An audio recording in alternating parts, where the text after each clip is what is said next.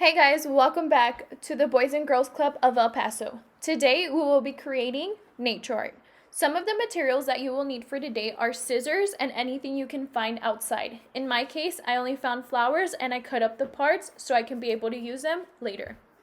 Since I only used flower, I will explain the parts of a flower, which includes the stamen, and it is made up of an anther and a filament. Next is the stigma, which is in the center, and attached to it is the style, and below that would be the ovary. Under that, we will have our sepal, and then in the outer part of the flower, which is something we could see very clearly, is our petal. So I began researching common insects here in El Paso, and I wanted to replicate it as much as I could, but instead of using the normal pencil and paper, I decided to use parts of flowers.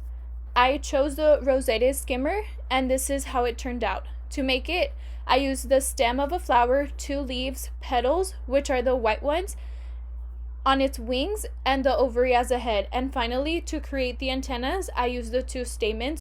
Next, I created a bee using petals from 3 different types of flowers.